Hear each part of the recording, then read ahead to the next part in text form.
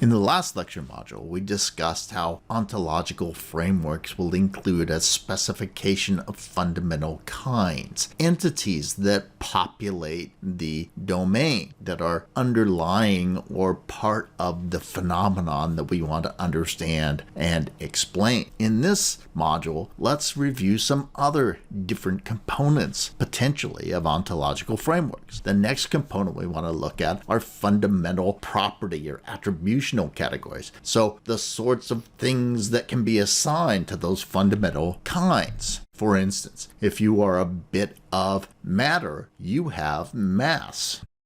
You'll have length and other dimensional properties as well. Bits of matter are composed of atoms, and every atom has an atomic number, a specification of the number of protons in its nucleus. So when we look at that modern periodic table and we look at these numbers up top here, that is the atomic number. Hydrogen has 1 proton in its nucleus, helium has 2.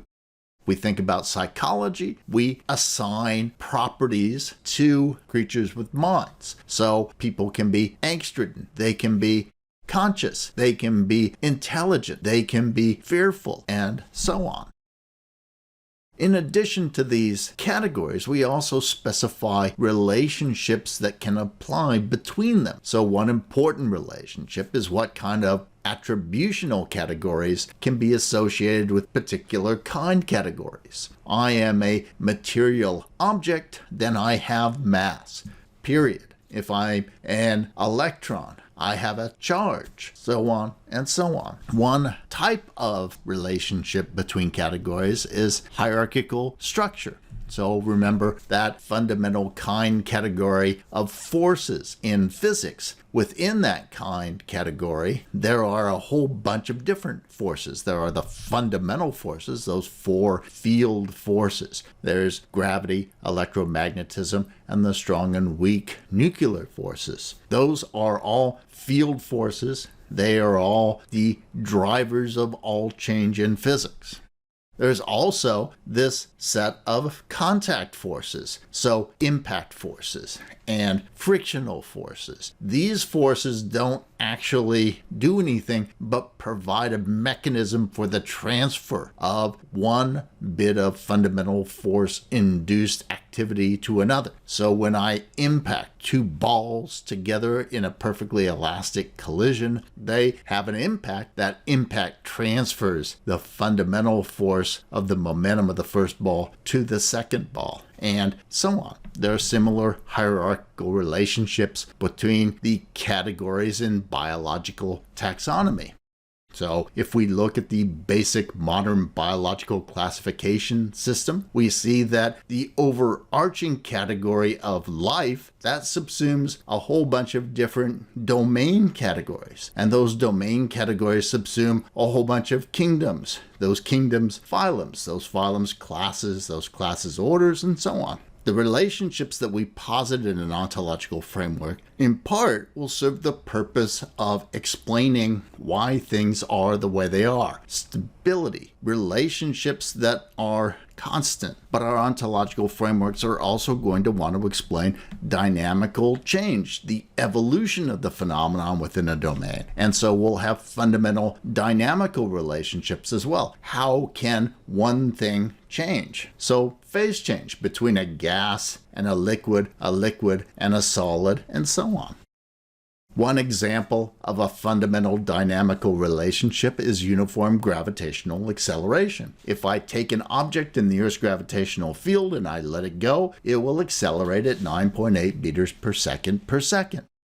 Galileo thought that pendulums exhibited a fundamental dynamical relationship of isochronism. That is, no matter how far I displace the bob of my pendulum from the equilibrium, the center point, no matter how far I pull it out before I let it go, the time it takes for it to complete a swing, its periodicity, will always be the same. No matter how far I displace that bob from the center, no matter how far I pull it out, it will always take the same amount of time to complete a single swing. Turned out that's not quite true, but it wasn't a good guess.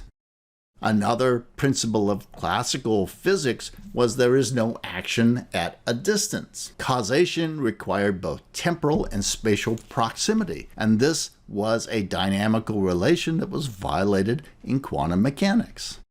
The ideal gas law is another classical dynamical relationship. The ideal gas law tells us that the pressure in a volume of gas is directly related to its temperature, so that if I increase the pressure that I put a gas under, I will increase its temperature. And if I decrease the pressure, I will decrease its temperature. And likewise, if I increase the temperature of a gas, I will increase the pressure in the volume. If I decrease the temperature, I will decrease the pressure in that volume of gas.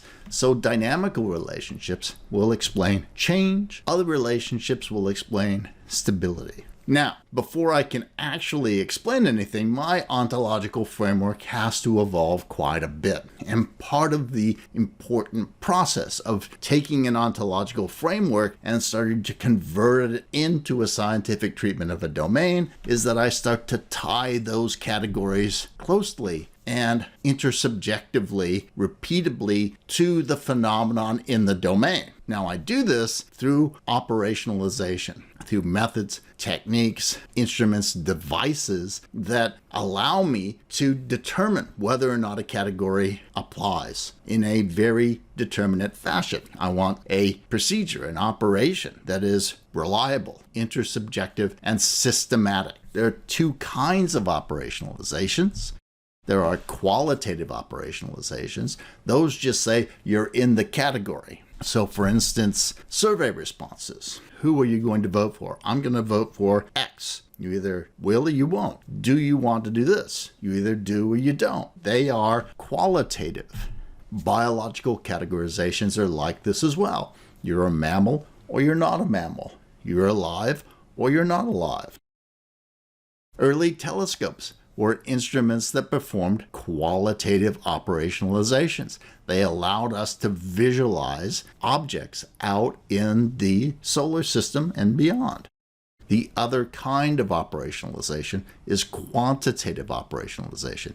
And quantitative operationalization requires measurement. It requires determining the degree of something. So thermometers measure temperature, for instance. All sorts of numerical measurements are quantitative operationalization. How hot is this? I'll use my thermometer. How much time did this take? If I'm Galileo, I'll use my water clock. If I'm a contemporary physicist, I may use my atomic clock. But I'm introducing differentiations in terms of quantity. How much time has gone by? How hot is it? Statistical analysis also introduces quantitative operationalization. Was this result statistically significant? That is, was it unlikely to occur by chance alone? When we start to see ontological frameworks evolving into getting traction in terms of a systematic scientific treatment of a domain, we start to see the introduction of these operationalizations, these intersubjective, reliable, systematic means of tying the categories to the phenomenon